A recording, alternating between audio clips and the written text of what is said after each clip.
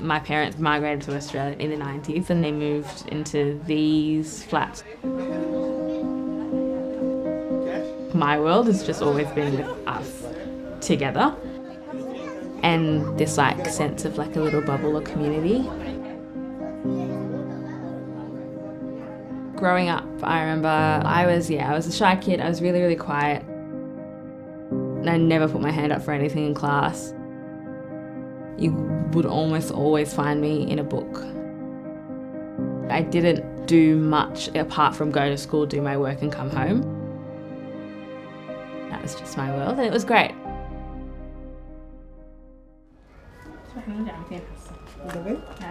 This is when she was in kinder. And this one in Melbourne Show. For most of my life, we've relied on like a single parent income.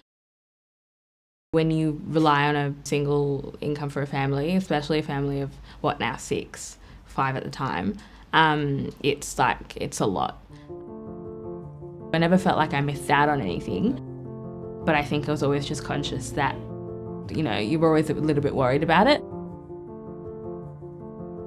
And so we've always relied on things like, you know, Centrelink and things like that. And I think that it definitely helps to have like something else coming in as well.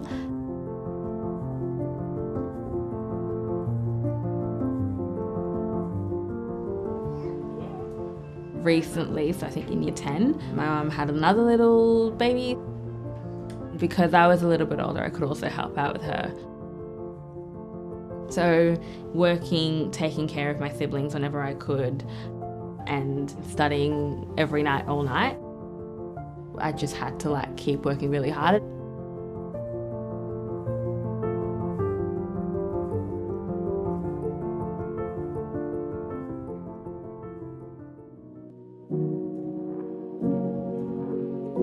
I remember telling my parents when I applied for it, I was like, look, this could mean that, you know, VC wouldn't have to pay any of the fees and things like that.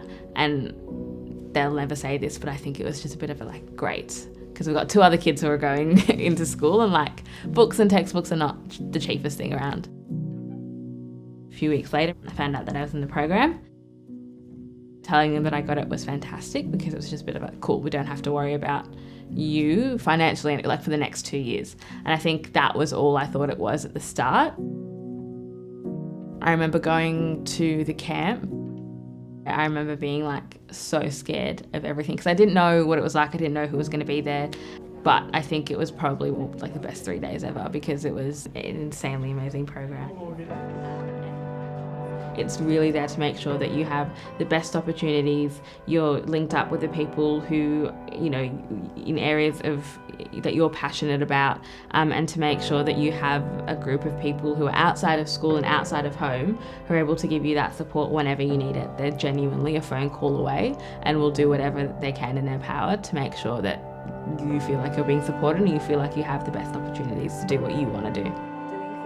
You just don't know what you need sometimes and you don't know what you want, and they're able to just open all these doors and say, pick at it, choose, let's help you get there.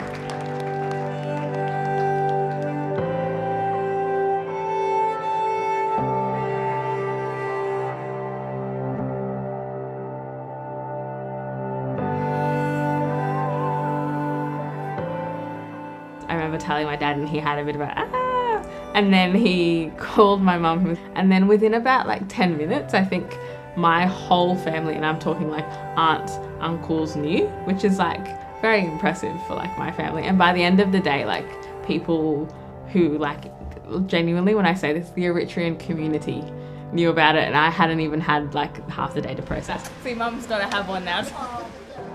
And because it is a first, and I'm the first in my family to ever now have the prospects of going into university and doing like a bachelor's degree, and I'm very, very excited for it.